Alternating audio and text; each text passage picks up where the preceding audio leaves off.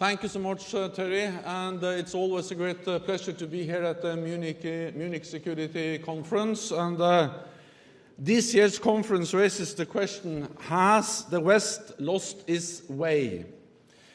Indeed, questions are being asked on both sides of the Atlantic about the strength of our transatlantic bond. People wonder where we are heading and whether we will continue to go together. But does this mean that we are lost? It is true that the path is not easy, and sometimes we stumble. But we have not lost our way.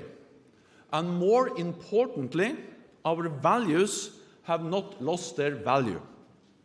Freedom, democracy, and the rule of law, they have brought unprecedented peace and prosperity, and the values remain a beacon of hope for people around the world. Whenever they have been threatened, we have stood up for them. Europe and North America came together to end 2 bloody world wars. Countless men and women fought oppression during the Cold War. And today, people are standing up for the right to live in freedom, from Hong Kong to Tehran. And people refuse to be intimidated by terrorism and extremism, from Paris to Christchurch. In many ways, NATO is the ultimate expression of the West. Europe and North America, united in our vision of free and open societies, and in our commitment to protect and defend one another. The reality is that we are doing more together now than we have done for many, many years. The US is investing more in European security, with more troops, exercises, and infrastructure, with strong bipartisan support from the US Congress. And while the US President has urged European allies to do more, he has also recognized the enormous progress we are making. European allies and Canada are investing more in our collective defense, adding new capabilities and increasing their contributions to NATO missions and operations. And when we met in London, NATO leaders agreed to launch a reflection process to further strengthen NATO's political dimension. So Europe and North America need to continue to stand together in the face of increased global competition, economically, militarily, technologically, and more fundamentally, over our way of life and our values. This is what is at stake in our fight against terrorism. Freedom against oppression, tolerance against intolerance. And let's not forget that together we have made enormous progress. ISIS no longer controls any territory in Iraq and Syria, and millions of people have been liberated. But the fight is not over. We must ensure that ISIS can never return to threaten people in the region and our citizens at home. So therefore, NATO defense ministers this week decided to step up our support to Iraq and to consider what more NATO can do in the Middle East and North Africa to support our partners and stabilize the region. Our mission in Afghanistan is also about protecting our values, which came under attack 9/11. 16,000 NATO troops are training the Afghan forces so they can fight terrorism and create the conditions for peace.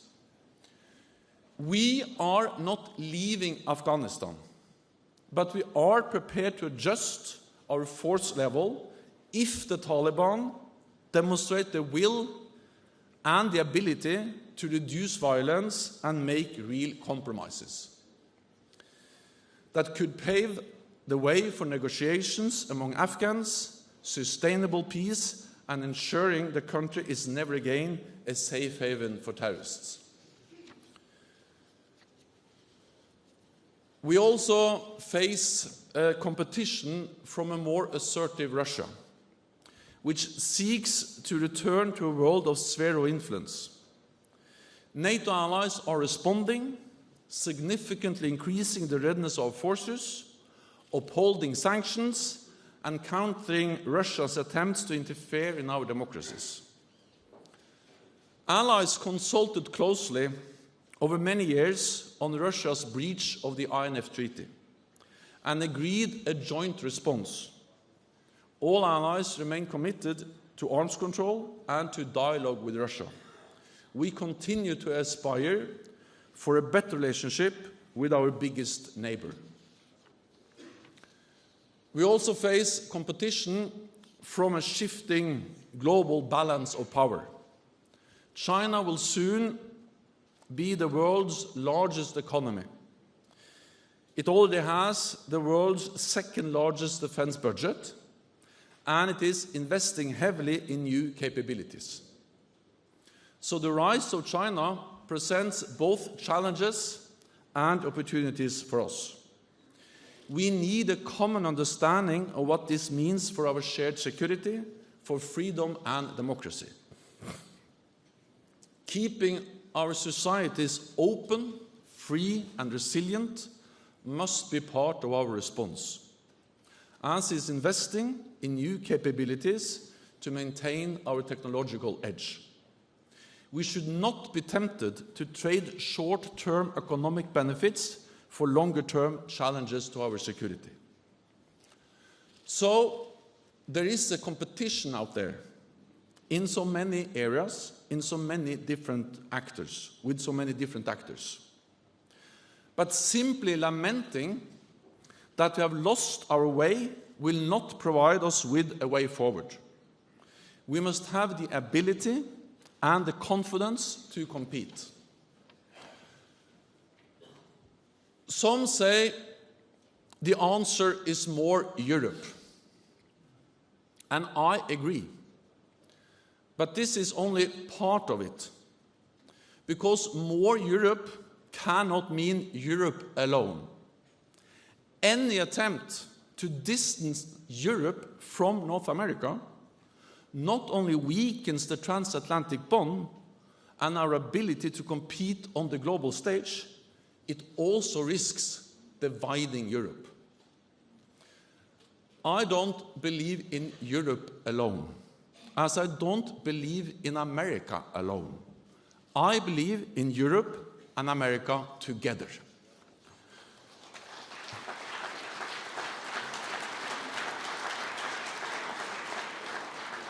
So we should not compete with ourselves and talk up our differences while talking down our strengths. Europe and North America are indispensable partners, two sides of the same coin. Together, we are half of the world's military might and half of the world's economic might.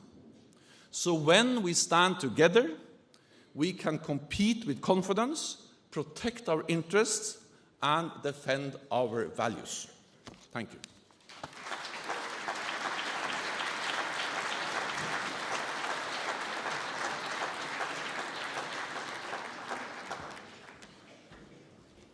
Let's talk about Afghanistan. With the moves towards a potential reduction in violence, if all goes well, possibly even a peace deal, this means that the U.S. will pull out troops. That is likely followed by a withdrawal also of NATO troops, right? Troops from NATO allies. But my question is, if we need to monitor what's happening on the ground, if these withdrawals, at least on the NATO side, are conditions-based, but you are no longer there, who's monitoring the far-flung provinces? How do we know if the Taliban is respecting these deals? And over the course of this war, the longest in NATO history, you've now got ISIS as a complicating factor. What are you going to do about that? With fewer troops, all I see is these groups rejoicing that you're going to be gone. So first of all, I think we understand that we are not leaving Afghanistan and we don't have a deal, but we are closer to a deal. And what we have said, NATO has said, the US has said, is that we are prepared to adjust our presence if Taliban demonstrates real will and capability to reduce violence.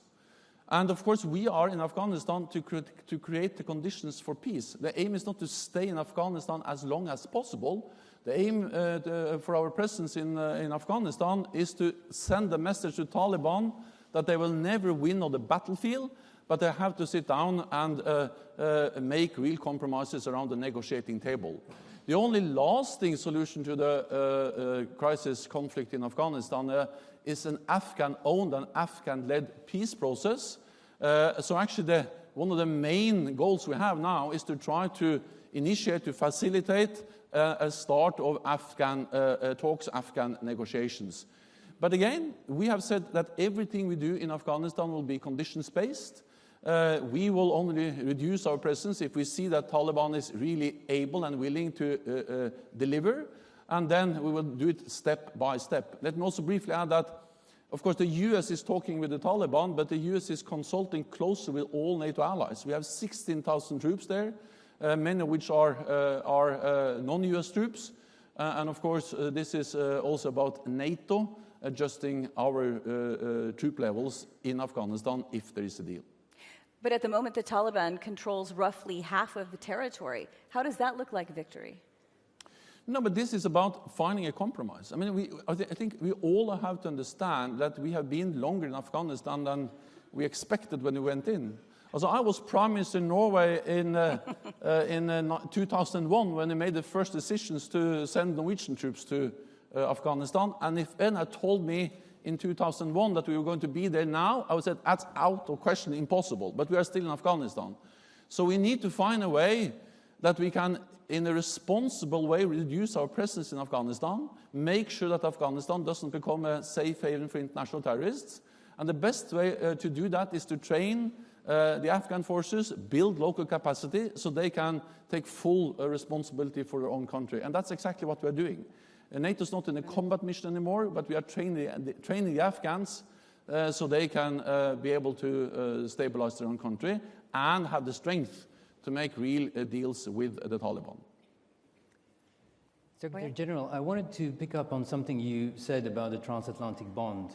You appear to have succeeded where your European peers are struggling a little bit. I mean, President Macron, who is speaking here shortly, has tried everything ranging from a candlelight dinner at top of the Eiffel Tower to the famous white-knuckle handshake. But you seem to be the only leader who has elicited positive feedback from the President of the United States, including on Twitter. Is this a lesson that you can give to your fellow leaders about preserving and sort of improving the transatlantic bond? Well, also, I believe in the strength of North America and Europe working together. And we have been extremely successful. And we deliver a lot when we are able to stand together. Then, of course, I'm not naive. I'm reading newspapers, so I've seen that there are some disagreements between us. We are 29 different allies from both sides of the Atlantic with different political parties in government, and there are differences. There's no way to deny that. But my message is that partly that we have seen differences before, dating back to the Suez Crisis in 1956 all the way to the Iraq War in 2003. And we have seen that also the differences we have today, we have been able to deal with them when it comes to what we do on the security and defense arena. Because the reality is that despite the disagreements we see on trade and climate change, and these are serious disagreements, actually the United States is now delivering more when it comes to European security. More troops, more investments, more exercises, and European allies are standing up. So I'm not saying that climate change, trade, and the other differences we see are not important. I'm only saying that the history of NATO is that we have been able to overcome these differences again and again, because we see the importance of uniting around our core task to protect and defend each other. And we actually make some progress, for instance, in the fight against Daesh, ISIS. So would you say Article 5 is still the deterrent that it used to be? Because we've heard some very serious criticism from within, from some of the top allies. So, Article 5 is the core of NATO. And of course, the importance of Article 5 is to deter conflict. NATO's task is not to fight the war, but to prevent the war. And the best way of doing that is by sending a clear message to any potential adversary that if one ally is attacked, the whole NATO will respond. And by doing so, we have been able to preserve peace for more than 70 years. So as long as this collective defense clause is credible, then we are safe, there will be no conflict. And then I think, well, the United States and European allies are committed to Article 5 as a treaty obligation, but not only in words, but also in deeds. For me, it's hard to imagine a stronger commitment to Article 5 by North America, actually US and Canada, than the fact that they have increased their military presence in Europe. Just as we speak, we have Defender Europe 20, where we have 20,000 US troops deployed from the United States to Europe, the largest number of US troops deployed in any European exercise for decades. For me, it's hard to imagine a stronger commitment to Article 5 than more troops. And let me add to that for the first time in our history, we have combat-ready troops in the eastern part of the lines, the battle groups in Poland and the Baltic countries. They are sending a very clear message that NATO is already there. So again, for me, that's a clear demonstration of commitment to Article 5. So we're running really, really tight on time, but if someone would like to ask a question from the audience, otherwise there's a guy jumping to his feet in the back. Sir, if you could introduce yourself and give us a very quick question, because we're going to... Perhaps can someone give the microphone? Thank you. Thank you. I'm François Hesbourg. My question to Jens Stoltenberg is the following. You mentioned China as a challenge and an opportunity. What role can NATO play in helping avoid a rift between the US and Europe in the manner in which to approach China? We already see today that there is a policy push by the United States on the 5G business. Europe is divided about how to respond. What can NATO do to avoid the China factor over the next decades becoming the wedge issue between the US and Europe? So what we can do is that we can bring Europe and North America together and to address and discuss the implications of the rise of China and how NATO should make sure that we also are united in dealing with those challenges. And that's exactly, for the first time in NATO's history, we are now addressing China. It was at our leaders' meeting in London, we had a statement, and their NATO leaders agreed that we need now to address, to better understand the consequences of the rise of China. There are some opportunities, but also many challenges. And I met with the Chinese foreign minister yesterday, and of course I stated clearly that NATO is an alliance based on some core values: democracy, the rule of law, human rights, and of course we don't always look eye to eye on all issues with China, but I believe in dialogue with China, and I believe in the importance of talking to them on issues like the Middle East, Afghanistan, arms control, and many other issues. And then we also have, both in the European Union and NATO, developed, I would say, guidelines or basic requirements for instance, investment in infrastructure, including telecommunication 5G. So I'm not saying that we have solved it, that everything is coordinated, but NATO is the only platform that brings together North America and Europe on a daily basis to address also a wide range of challenges, including the challenges posed by the rise of China. So use NATO as that platform, and then we will be able to develop more common responses. Mr. Secretary General, I'd like to bring in a question from our audience, from Hannah Neumann from the European Parliament, and I know this is something dear to your heart. She asks, how will you ensure that any deal in Afghanistan will continue to promote women's rights? This is something that you care about so deeply. It's something that has been one of NATO's stated goals, and I mean, we can argue whether that's going so well at the moment, but if you leave, who's going to be there to continue these programs? Who's going to protect the people who are continuing the programs? Well, so first of all, we have not decided to leave Afghanistan. What we have decided is to be ready to adjust our force level if Taliban delivers and demonstrate a will and capability to reduce violence. Second, I think that one of the great achievements we have as a help to take place in Afghanistan over these years is to strengthen the role of women in Afghanistan. Many more girls, women have education, and we have empowered women. They are much stronger now than they were in 2001.